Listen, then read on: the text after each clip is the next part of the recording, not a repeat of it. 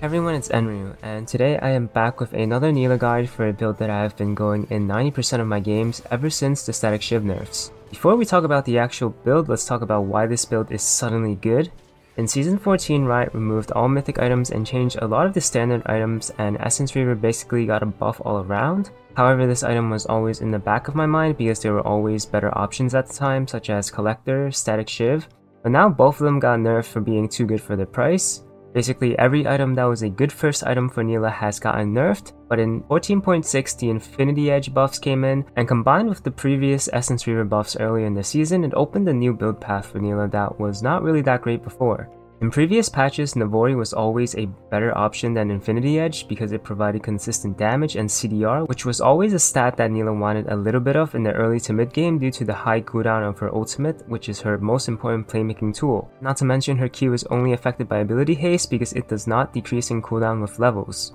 We could never really build Infinity Edge because that would mean we would lose out on the CDR of Navori, and we couldn't really get that from any other item. However, with the IE plus Essence Reaver buffs, building these two together actually solves Nilah's biggest issues, where Essence Reaver would provide damage, CDR, and mana. Mana is a problem in Season 14 for Nilah because of the tank and bruiser item changes that made so much impact on how tanky a singular bruiser or tank can get, as well as all the healing that they have from these items. If Nilah were to skirmish or teamfight for a prolonged period, she would most likely run out of mana. But Essence Reaver makes it so that you can virtually never go whether it's in the early game or late game. IE further amplifies her damage with a plus 50% crit modifier damage, and with each passing crit item that Nilah buys, her damage gets more and more impactful when her autos can crit for 225% damage on top of the natural armor penetration that she has. A lot of people think that the Sheen passive is bad because Nilah has lower scaling base AD than a Zona does, which is honestly just tragic, but the Sheen damage itself isn't as awful as people think.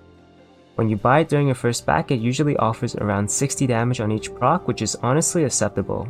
Let's get into the items and runes. This is what your full build should look like with these 5 items plus whatever boots you need depending on the game you're playing. But most of the time it will either be steel caps or swifty boots. Go swifty boots only for tempo and if you don't think you'll get one shot by the enemy carries. Starting items will always be Doran's Blade because with this build you're going to want the lifesteal from D-Blade as well as the AD, which is very important for farming and all-in fights. On your first pack, ideally you want to be able to purchase Sheen plus at least 1 longsword. It would be perfect if you can afford 2 longswords, but you won't always have that much gold. In the case that you only have 900 gold to buy 1 Sheen, just don't buy it and buy 2 longswords instead. It's not worth it to buy a singular Sheen because we're not a champion like Enryu. In the mid game, once you have 2 items, you should almost always look to buy a Vamp Scepter. It will make your mid game much safer even if it's a little bit of lifesteal. Then you should look into buying LDR, BT, or PD based on what you need. If the enemies are getting tanky, go for LDR. If you're not playing against multiple tanks, you can buy Bloodthirster or Phantom Dancer based on your preference. I usually decide based on what level I am. If I am already level 13, my 3rd item I will almost always buy a Bloodthirster because that is when Bloodthirster passive begins to scale. A Phantom Dancer is always a decent option as well. If needed, make sure to buy situational defense items such as Maul or Death's Dance in replace for one of these items. For runes, you will always go Conquer no matter what because it is just Nilah's best rune without any exception. Triumph allows for higher cap plays because of the health regen, and I see people asking all the time why not Presence of Mind, and we can think about it this way. If Nilah is melee and her objective is to either AFK scale through farming or play all-ins during lane phase, how often do we actually use Presence to regen mana over time? Not to mention if we are going Essence Reaver, mana should never be a problem.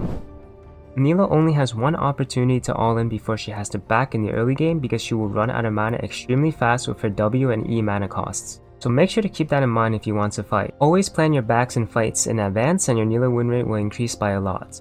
For bans on patch 14.8 specifically, you're going to want to pick between Talia, Draven, Janna, and Jhin. If you are playing in Diamond plus Elo, I recommend banning Talia or Janna as your primary bans because those 2 champions are extremely annoying and often played in higher Elos. However, in lower Elos, I would recommend banning Draven or Jhin because they both just got buffed. Specifically, Draven Nilah has always been a snowball matchup where whoever has the better support will most likely win, but it favors Draven in the early game because of his Q damage.